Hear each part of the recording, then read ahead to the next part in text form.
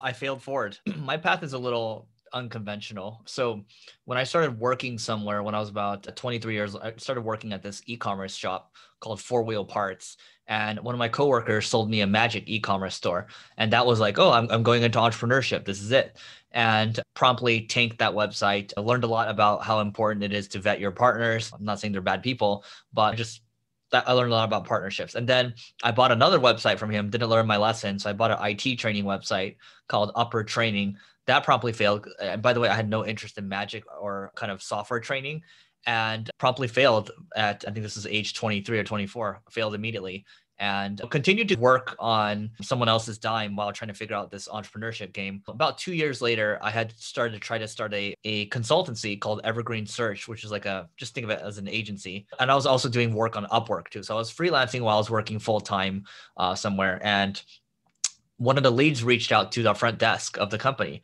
And the next day, the COO calls me in and boom, you're fired. And it wasn't like I was trying to start anything competitive. It was basically trying to generate side income while I was working this one job, helping this publishing website. Okay, I'm unemployed. And then I was actually very excited that day that I was fired. I was like, oh, I can do whatever I want. So I wasn't down or anything. And then I started getting clients that way. But then I had the opportunity to go work at a startup and I led marketing there. And then that eventually led over to me taking over this company called Single Grain, this ad agency, which I bought for $2. That was the real start to the journey. And I was about 26, 27 years old.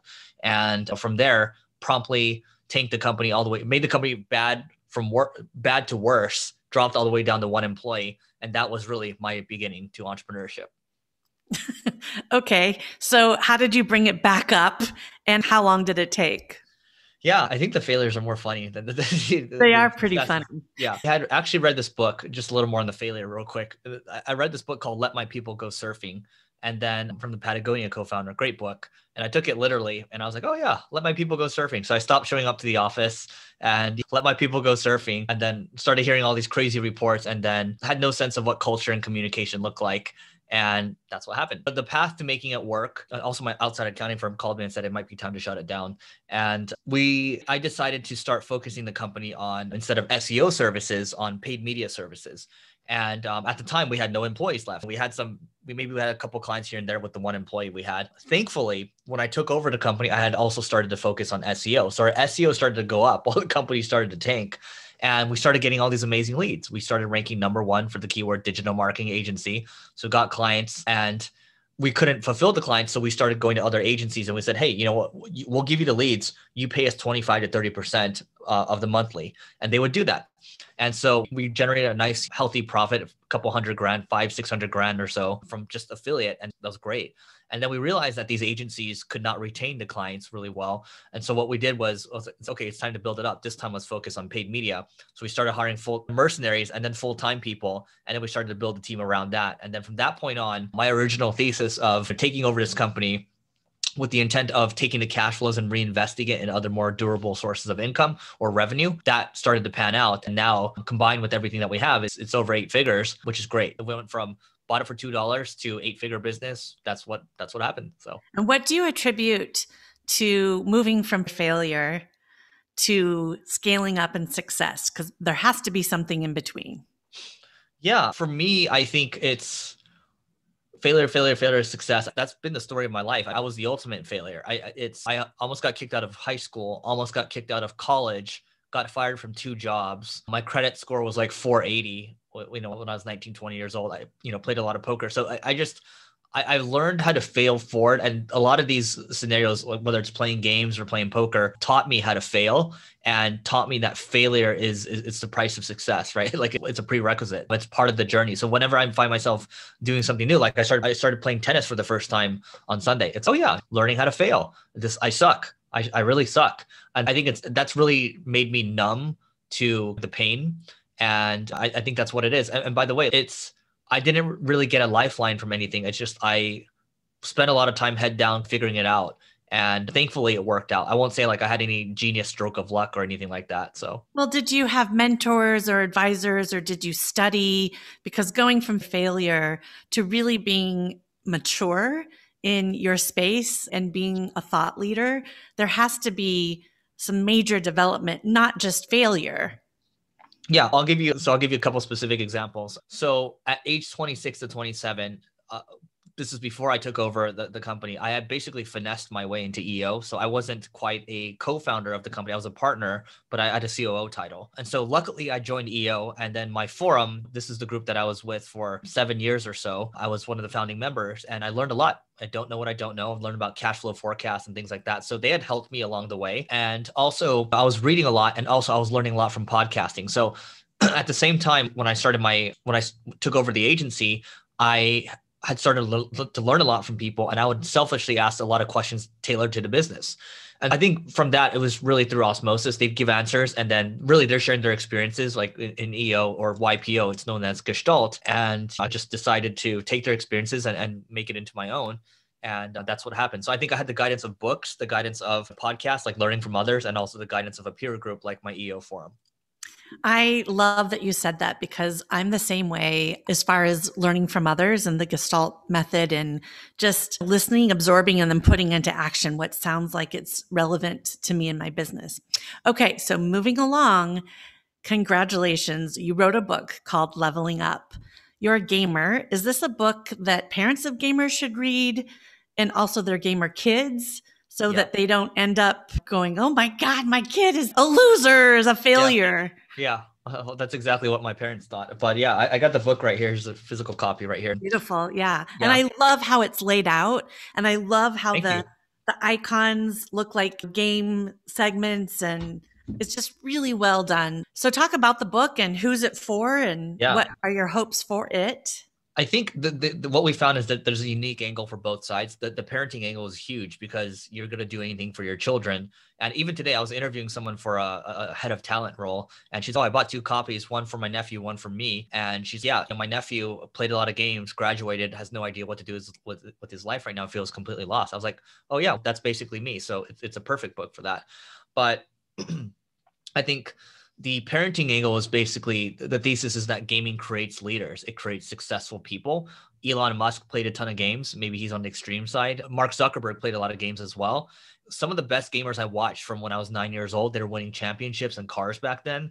They sold a couple startups, a couple tech startups. And so there's a lot to learn, I think, for parents just to understand that the stigma around gaming is unfair. And there's always a stigma. There was a stigma towards the internet. There's a stigma towards Bitcoin, stigma towards Snap, all these companies, right? Stigma towards gaming. There wasn't even a stigma in the ancient times for electricity. Any new function scares people or scares some people. It excites me. And then it becomes inevitable and then you have to accept it. And so we're at a point now where 3 billion people in the world have played games and then it's becoming more accepted. It's in some countries, it's the number one sport. It'll probably become top 3 at some point in the United States. We're behind. I think parents need to understand that, hey, like gaming just really, it's a world where you go and train.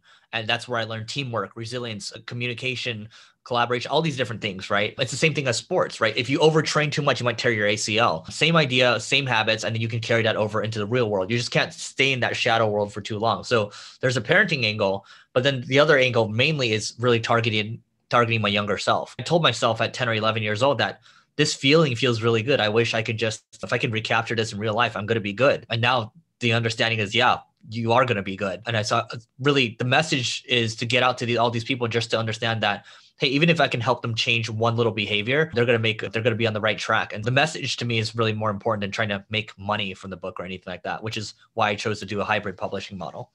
Do you think that really great gamers, so somebody that's just at the top of their craft, that could translate very simply into successful entrepreneurship? Yeah, I'll bet my life on that. Look, Toby, who's the CEO of Shopify, he has openly hired people on Twitter that were pro StarCraft players because in StarCraft, which is a real-time strategy game, you learn resource management, resource control, and you learn after you accrue the resources, what do you do with the resources after? And you have to think in real time. It's a much more sophisticated game than chess. There's a lot more movements there. And that's why he hires those people because they have a strong understanding of how all the things fit together. And yeah, without gaming, without even playing a ton of poker, I don't think I'd have all the mental models that I have right now. Have you, I don't know this about you. Have you thought about creating a course for gamers to help them walk over the bridge from gaming to entrepreneurship? Yeah, so what we have coming with the book as well, which will follow probably 2 months after, is we have a journal coming out. It's called the Leveling Up Journal, which is about fostering great habits. So the book is about power ups, which is about just getting stronger. And there's 15 of them in the book, but there's a lot more in real life. And so even building that habit, it's going to compound over time. And then down the road, we can lead them like, my marketing, my superpower is marketing. If they want to come into that world, great, they can. If they don't, just go build your habits into something else and then go make an impact on the Right. world. Yeah. I can see so many ways of this working, like in a high school curriculum, early college curriculum. Mhm. I love the idea of it. Were you with me when we went with EOLA to Riot Games headquarters? No, I missed that one. When was that? Have you not been there before? I haven't. Oh my God. It was so amazing. I'm not a gamer, but I was like, I think I'm going to be. Like, Yeah. I was inspired, right? That's a huge business. Yeah. So tell me about your podcast. Are you trying to monetize them directly, or is it more of a funnel for your products and services? And you have a few out there. So can you name them so that we can all go look for them? Yeah. On the podcast, so there's Leveling Up, there's Marketing School. Are you asking about how I'm planning to monetize the book with all my traffic sources? The book and your podcasts. Yeah. You just said the book isn't really going to be a major revenue. You're not looking for it to make a lot of money Yeah. necessarily, but of course it will be a funnel of some sort, but Yeah. also the podcast that you're doing. Yeah. So the book, even though I'm not looking for it to make a lot of money, like my bet is it probably will if it's successful. So yeah, there will be a funnel that's tied to it. I think driving people to the book, like a free plus shipping type of offer, and then them getting the journals, and then them getting training, marketing training, right? Because the plan is to start a boot camp, and that relates directly with marketing school.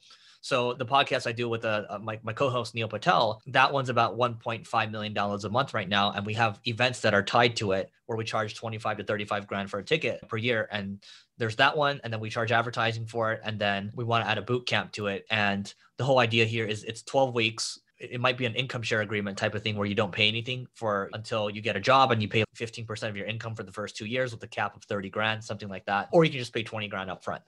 And so there's that. And then with Leveling Up, the podcast, that will just continue to grow, and I'll just continue to interview amazing people just to learn for my own sake.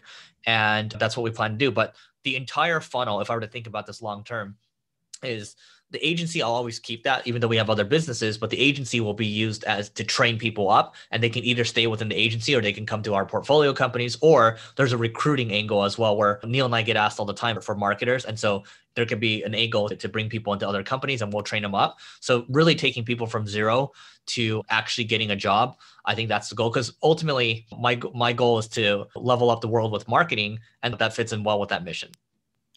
That's amazing. You have a lot going on. Your core business, these satellite businesses, right? Podcasts, the book, they're really standalone businesses, even though they're projects. There's a lot. So how do you manage it all? Yeah. So I think the easiest way to think about this is there's a company in Canada called Tiny Capital, and they use the profits from their web design firm and they go buy other online businesses. And so fundamentally, that's the model that we have. We've built a couple of things, but we are actively buying other businesses right now, whether they're service-based businesses or product-based businesses. And the idea is we have operators that run each one. So for example, we have someone that runs the software company. I'm really not in the day-to-day on that. And then I just help him from a strategic standpoint. And then that's the model that we have. And so even for our events business, we have someone that runs that. And so there's not a lot of work from my side from a day-to-day standpoint. And I just focus on the highest leverage thing I can do is create content or do deals. And that makes a lot more sense, because from what I estimate, from what I know what you do, I'm like, there aren't enough hours. There are not enough VAs. But I understand now. So what is your role? What is your title for these companies? My title at the end of the day, it would just be, I don't even know what to call myself. It's weird to call yourself a CEO because you're not really in the day-to-day on it. So I would just say, probably the easiest thing to just say would be chairman. So or visionary. Yeah. Visionary, chairman, whatever you want to call it. Yeah. I would love to know. This is a little bit of a vulnerable question, but it'll be so helpful for people that are listening to hear this. But what challenge or problem are you trying to solve in your business right now? And that's going to be a trick question because you have so many businesses. But if you had to think of one thing that you're stumped on, or it's a challenge, I want to show people that even people with great, wonderful businesses, there's always something going on to learn. Yeah, each level has a new set of problems. Yeah, for us right now, it's recruiting a really experienced executive team that's been there, done that. I think the more experience we get, the more we realize it's a who problem and also who's actually done it type of problem. So it's a constant struggle on that front. And I think most businesses would say that. Yes, I would say that. And I will say, like in San Francisco, the market here was pre-pandemic so intense that I Yeah. could barely get anyone to work for me for less than 150 or Wow. $200,000 a year. And I think that might be changing. And I think Good. I might be hiring soon. Yeah. So, how do you approach collaborations with people like Neil Patel and Josh Kopel? Yeah, it's really with those two, it's really 50-50. And so Josh approached me for the full, not the full comp podcast, the restaurant marketing school podcast. That's what we call it. And I said, Which sure. I love. I've listened to all the episodes. I know you haven't done a formal launch. Yeah. I wrote a review, and this is what I said in general, is that I know that this is for restaurants, but it absolutely parlays into everything that I'm doing. Yeah, thank you for that. Yeah, like I wasn't sure. I first started recording with Josh when I was in Miami for New Year's. I'm glad you like it. And so I think it's just fun. I think Josh is doing, great stuff. Neil, the way that one worked out was he mistakenly thought that I said we should start a podcast and he said, let's do it. And then we ended up doing it. I think it was by accident. And then we basically signed a thing for 50-50 and then we just do everything together there. That's great. So you were friends with him or you were colleagues with him, and then it was just a natural Yeah. alliance that you made? I think for those trying to think about, because oftentimes I get asked, how did you meet Neil? How do I replicate that? I don't think it's replicable because I got lucky in a time where I was actually asking a lot of questions and for whatever reason he was responding to me. Usually you ghost someone after you get annoyed, but he kept taking it further. And then he's okay, now let's just do a phone call. I'm like, okay. So then we do a phone call. Then he's okay, now let's go meet at Taco Bell. And we met at Taco Bell in Orange County. And so that's how we became. It was more of a mentor-mentee relationship initially. And then now I'd see him more as a peer, but it took time to get there. And yeah, I just don't think that's replicable. But I think the idea of that for people listening, and even for myself, is you have this alliance with someone, then there's a synergy, and you may have felt like the mentee to the mentor. And then Neil probably quickly realized, whoa, this guy has got stuff that I need in my world. And then bam, you went together and did the podcast and so many other things. Yeah, we get a lot of ideas from each other for sure and a lot of inspiration. And it's a different relationship than any other one I have. It's sometimes he'll call me randomly and we'll just talk for an hour or 90 minutes. And then it's really random. And then people ask, oh, are you competitors? He has an agency. It's growing really fast. And we don't see each other as competitors because we have so much going on. And we just don't care because we're also not in the day-to-day as well. There's enough business to go around for you guys. Correct. Just pre-pandemic for me as an event production company, there were more events than there were agencies to handle them. So there's enough for everyone. Yeah, plentiful. for sure. Okay, so do you know? This is going to be an interesting question because you have so many businesses. I would say for your highest revenue business, whichever one that is, do you know the benchmark of net profit for that industry? Yep. So for agencies, if you do really well, 25 to 30%. If you're a lot smaller, you can get it up to 50%. And right now, wherever you are, what would be like, I killed it? What number for you? I like percentage. So I like 0%. So let me tell you why. Seller discretionary earnings, 25 to 30%, like I just mentioned, that's great. As long as I know I have that, I'm good. But I historically have driven my profits to zero because with the agency primarily, because again, my thesis was always take the cash flows and go reinvest it in more exponential sources of revenue. So I use it as my funding mechanism every year. And it works out well. It's my angel investment every year, and I don't need to answer to anybody else. And that's why then as long as top line continues to grow, then I just continue to use it as a funding mechanism. And I don't think that's for everyone. I'm fortunate enough where there's not a lot of obligations right now and your mileage may vary. And do you have an umbrella company with all of these offshoots? Is that how you structure it? Yeah. So there's a holding company and then, there's a holding company. And then there's a spot where I want to put all my media assets, for example, and things like that, just to make sure things are clean. Yeah. Great. So if you had to say what is one of the most meaningful and major main strategies that you're going to focus on this year to scale and grow your business, what are you really doubling down on?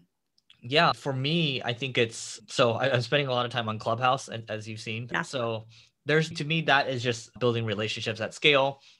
I think that's great. The other aspect is really around the training stuff. So whether it's around the book or Neil and I, we also have this thing called Marketing School Pro, and that's our low cost offer for people to get into a community. It's like 300 to $600. So I think it's building the education muscles around that. And then, but if I had to narrow it down to one thing, it's just hiring. Yeah, hiring. So about Clubhouse, I'm not on 10 to 12 hours a day like some people. And I'm wondering, for you, you're on more than I am. Do you have a strategy when you go in? Do you have measurable things that you're going for? And what are they?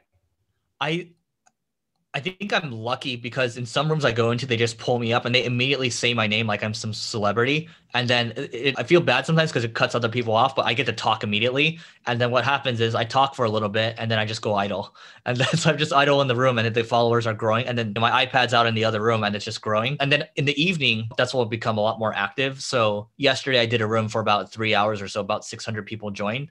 And it's that part's amazing. We're building relationships with people, again, at scale. So, I love it for the relationship building, and I've actually gotten a lot out of Clubhouse. Yeah. So I'm right there with you, but I'm wondering, let's talk about those 600 people in the room.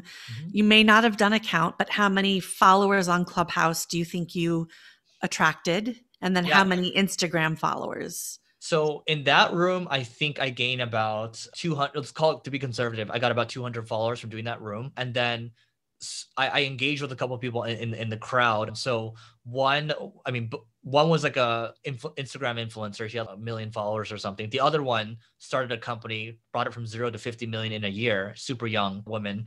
Wow. And so, yeah, those are the types of people that are coming into these rooms because it was a very touchy subject. And then I realized one of my high school friends came up and then she was talking, she does artist management in hip hop. And then one person she looked up to growing up was actually in that room who managed the Wu-Tang Clan. And then they're just like, vibing with each other. So that was really cool to see. So there's a lot of random stuff like that just happens. And yeah, I just think that's super special, but that's Clubhouse. And I also use it for recruiting too, because I can find a lot of amazing people just by searching for keywords. Oh, that's amazing. Yeah, I think Clubhouse is a huge future. It's going to go through phases like everything else. And it was cool to be on the first wave or one of the first waves. Yeah. Facebook just launched a copycat, or they're launching a copycat. So that'll be interesting. Well, of course they are. Yeah. Back to the book. So we're nearing the end. I want to make sure that you are able to talk about the book in the capacity that you want to. Is there anything you want to say about the book that we haven't covered? Yeah, again, the book is fundamentally, the subtitle is How to Master the Game of Life. And so I think, I've always tried to recapture the feeling I had at age 10, 11, just saying, oh, wow, I'm really excited to wake up every day. And I genuinely feel that right now. And that to me is the ultimate sign of contentment. I think that's what happiness is. Approaching life as a game and just playing until the day I die, that's what it is. And I've spoken to a lot of founders and they have more money than they can ever imagine. And they all say the same thing. I just love playing the game. And whether it's for money or whether it's like they just love playing the game.